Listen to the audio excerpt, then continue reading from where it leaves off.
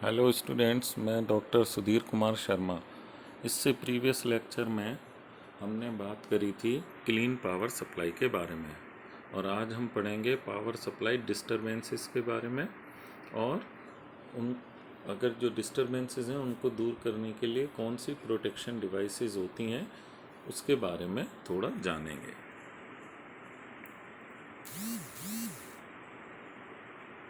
Power supply problems, नाम से पता लग रहा है कि वो प्रॉब्लम जो किससे रिलेटेड होंगी, हमारी पावर सप्लाई से।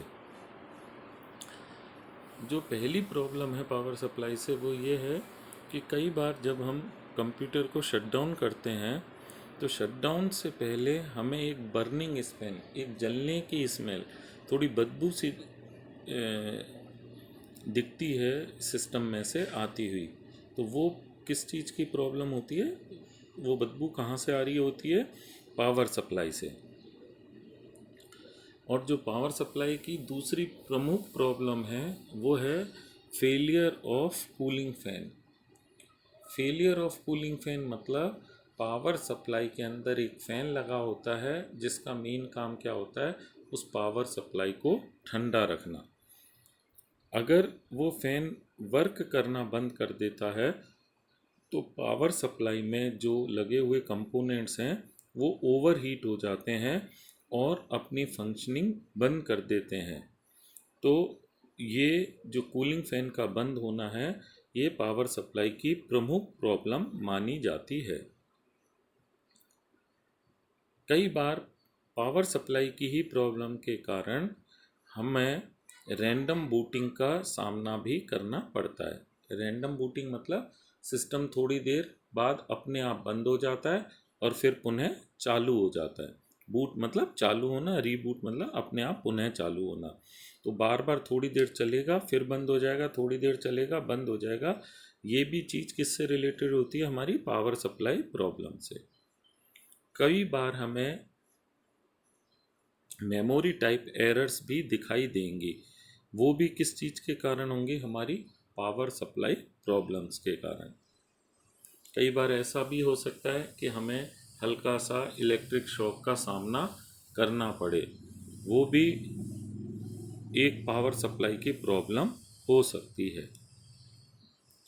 और जो लास्ट सबसे बड़ा प्रॉब्लम है वो है कि हमारा पूरा जो सिस्टम है वो कम्प्लीटली डेड हो जाए। मीन्स पावर सप्लाई के कारण हमारा पूरा सिस्टम काम करना बंद भी कर सकता है। गुड पावर सब क्वालिटी, जो पावर की क्वालिटी है वो गुड किसे कहते हैं? अगर हमें स्टेबल सप्लाई वोल्टेज मिलती रहे लगातार तो उसको हम क्या कहते हैं? Good power quality. मतलब जो उसकी रेंज है उसके अंदर हमें कंटिन्यूस उस रेंज के हिसाब से पावर सप्लाई मिले, that will be treated as good quality power. तो इसको हम कैसे डिफाइन करेंगे? It can be defined as a stable supply voltage that stays within the prescribed range, steady AC frequency close to the rated value and smooth voltage curve waveform. हम जानते हैं कि जो AC की जो waveform होती है वो गोल शेप में होती है, तो वो स्मूथ होनी चाहिए, वो प्रॉपर गोल होनी चाहिए। अगर वो प्रॉपर गोल हमें शेप नहीं मिल रही, it means we are not getting the good quality of power. वो हमेशा प्रॉपर शेप का होना चाहिए। पावर कंडीशनिंग, कंडीशनिंग नाम से ही पता लगता है कि जो किसी चीज़ की कंडीशन को सुधारे। तो यहाँ पावर कंडीशनिंग है, मीन्स जो पावर की कंडीशन को सुधारे। तो पावर कंडीशनिंग का काम कौन करता है? Power conditioner. इसको हम लाइन कंडीशनर या पावर लाइन कंडीशनर भी कहते हैं। पावर कंडीशनर एक डिवाइस होती है जिसका प्रमुख काम होता है क्वालिटी ऑफ द पावर को इम्प्रूव करना। मीन्स ये क्वालिटी पावर की जो है उसको इम्प्रूव करने का काम करता है। और अगर इसी को हम दूसरे वर्ड्स में कहें तो जो नॉइज़ होती है जिसके कारण पावर की अपनी क्वालिटी रिड्यूस होती है, ये उसको रिमूव करने का काम करता है। और रिमूव करने के बाद ये हमें बिल्कुल smooth sine wave AC provide करता है, जिससे कि हमें कांस्टेंट वोल्टेज अलग अलग लोड के ऊपर प्राप्त होती है। पावर कंडीशनर का प्रमुख रोल होता है कि ये पावर सप्लाई में उपस्थित जो चीज़ें हैं जो उसकी क्वालिटी को बिगाड़ते हैं उनको रिमूव करता है, जैसे स्पाइक, सर्जेस, नॉइस, सैग्स, ये कुछ चीज़ें होती हैं जो उसकी क्वालिटी को रिड्यूस करती हैं पावर की को। तो पावर कंडीशनर इन चीज़ों को वहाँ से हटा देता है और एक अच्छी कंडीशन करके उसको पावर को प्रोवाइड कराता है। पावर सप्लाई डिस्टरबेंसेस, ये 3 तरीके के प्रमुख डिस्टरबेंसेस हैं जिससे कि हमारे पावर की क्वालिटी पुअर हो जाती है। वोल्टेज सैग, voltage spikes end voltage surge. तीनों बहुत काफ़ी मिलती जुलती टर्म्स हैं। वोल्टेज सैग्स, जो सैग्स होते हैं वो कॉज्ड होते हैं, या voltage sags are caused by abrupt increase in loads such as short circuit and faults. अगर बहुत तेज़ी से अचानक हम लोड बढ़ा देते हैं, वो कैसे बढ़ता है, कई बार शॉर्ट सर्किट से या फॉल्ट से, तो ऐसी सिचुएशन में वोल्टेज सैग ऑकर्स हो जाते हैं। जो सैग होता है वो क्या होता है, अंडर वोल्टेज, या हम दूसरी भाषा में कहें it is a temporary decrease in power. और ये कितनी देर तक रहता है, लगभग 1 मिनट तक। मतलब जब सडन हम लोड बढ़ा देंगे तो जो हमारा वोल्टेज है वो थोड़ी देर के लिए डिक्रीज हो जाता है और लगभग 1 मिनट तक रह सकता है। या कई बार हम बहुत हैवी लोडेड मशीनें एक साथ चालू कर देते हैं, उस केस में भी ऐसी सिचुएशन होती है वोल्टेज सैग की, वोल्टेज एकदम सडन डिक्रीज हो जाता है। और वोल्टेज स्पाइक्स इससे थोड़ा सा डिफरेंट होता है। वोल्टेज स्पाइक क्या होता है, it is a sudden increase in voltage, और ये कितनी देर के लिए रहता है, for less than 3 nano seconds.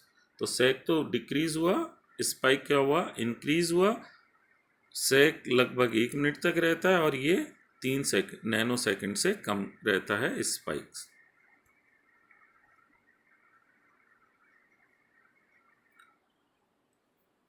A sudden increase in voltage which remains for 3 nanoseconds or more is called a voltage surge। अगर वो 3 नैनोसेकंड या उससे ज़्यादा रहता है तो ऐसी सिचुएशन को हम वोल्टेज सर्ज कहेंगे। ये जो वोल्टेज स्पाइक्स और सर्ज हैं, these are cause by lightning, static electricity, magnetic field etcetera.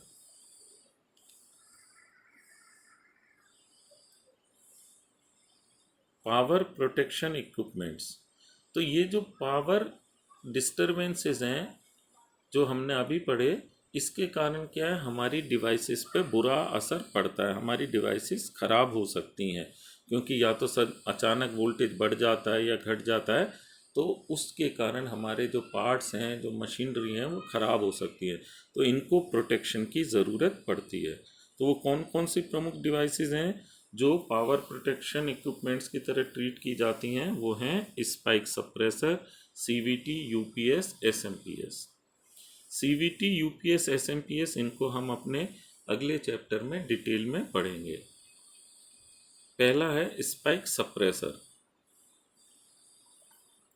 Spike suppressor नाम से पता लग रहा है ये सप्रेस करेगा, रोकेगा, दबाएगा, कम करेगा किसको, स्पाइक्स को। इसको हम सर्ज सप्रेसर भी कहते हैं। तो इसका प्रमुख काम क्या होता है, ये एक ऐसी डिवाइस है जो सप्रेस कर देता है, कम कर देता है स्पाइक्स को। और सिंपल भाषा में कहें तो हम क्या कह सकते हैं, it regulates the voltage and makes the power constant in case of spike. अगर कोई स्पाइक होती है तो उसे कम करके हमें कांस्टेंट वोल्टेज प्रोवाइड करता है। कभी कभी ये हमारे लिए सहायक होता है बाय आइदर ब्लॉकिंग और shorting to ground any unwanted voltage over a safe threshold means जितनी एक सेफ मात्रा में वोल्टेज मानी गई है, अगर उससे ज़्यादा आती है तो ये उसको ग्राउंड कर देता है और हमारी डिवाइसेस को इनडायरेक्ट वे में प्रोटेक्शन प्रोवाइड करता है। तो ये पहली डिवाइस थी जिसे हम स्पाइक सप्रेसर कहते हैं। दूसरी डिवाइसेस को हम अगले नेक्स्ट चैप्टर में पढ़ेंगे। Okay, thanks students.